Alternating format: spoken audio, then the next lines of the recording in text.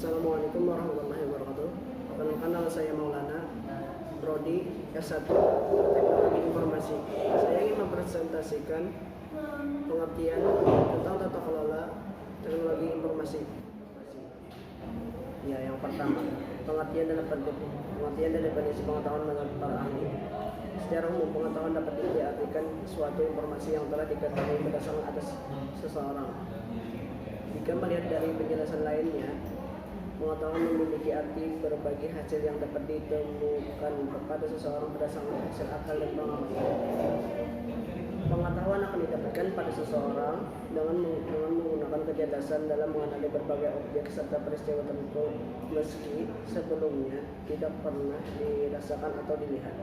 Dapat disimpulkan bahwasanya pengetahuan merupakan suatu informasi yang sudah dipadu dengan pemahaman serta potensi untuk memutuskan dan selanjutnya terekam pada pikiran setiap orang. Selanjutnya, pengertian pengetahuan menurut para ahli. Dari Sumadi tahun 1996, menurutnya pengetahuan merupakan kemampuan seseorang dalam mengingat fakta, simbol, dan teori. Selanjutnya, menurut Naufal Mojo 2002 mendefinisikan pengetahuan berupa ide atau hasil dan sebuah aktivitas atau perilaku manusia yang telah terjadi setelah penginderaan jauh dari objek tertentu. Ini pun sama halnya yang dikatakan oleh Locke. Selanjutnya, menurut Putja Widjana, pengetahuan memiliki definisi sebagai reaksi dari setiap orang dan diterima dengan rangsangan terhadap alat terkait kegiatan penginderaan jauh di objek tertentu. Selanjutnya kita masuk ke jenis-jenis pengetahuan. Yang pertama, pengetahuan implisit. Pengetahuan implisit adalah suatu pengetahuan yang tertanam pada bentuk dari pengalaman seseorang dan isinya berbagai faktor yang masih belum nyata dikatakannya, seperti keyakinan pribadi, perspektif, dan prinsip-prinsip. Sebagai contoh, pengetahuan implisit yakni kemampuan mendorong sepeda motor. Secara umum, mengenai bagaimana untuk bisa menaiki sepeda motor adalah badan harus dengan posisi seimbang. Selanjutnya, pengetahuan eksplisit. Pengetahuan eksplisit merupakan pengetahuan yang sudah didokumentasi atau tersimpan dalam bentuk real atau nyata,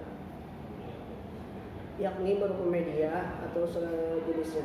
Contoh informasi yang sudah tersimpan ensiklopedia dan Wikipedia. Selanjutnya, pengetahuan empiris. Sebenarnya bisa didapatkan dengan melalui pengalaman pribadi manusia yang terjadi secara berulang-ulang. Contohnya saja, seseorang apabila terpilih untuk menjadi sesuatu pimpinan pada suatu organisasi, maka dipastikan mendapatkan pengetahuan mengenai bagaimana organisasi. Selanjutnya, pengetahuan rasionalisme. Pengetahuan rasionalisme merupakan suatu pengetahuan yang didapatkan dari lewat akal. Contohnya, dari pengetahuan matematika, yang maka dalam ilmu matematika hasil dari 1 tambah 1 sama dengan 2 tidak didapatkan dari pengalaman atau pengamatan empiris, tetapi lebih melalui pikiran untuk berpikir logis. Selanjutnya kita lanjut ke faktor-faktor yang mempengaruhi pengetahuan.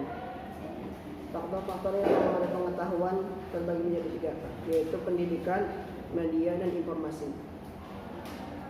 Selanjutnya kita lanjut ke tingkatan pengetahuan. Tingkatan pengetahuan terbagi 5, yaitu know, artinya tahu, comprehension, memahami, 3, aplikasi, 4, analisis, dan terakhir evaluasi. Demikian dari saya. Wassalamualaikum warahmatullahi wabarakatuh.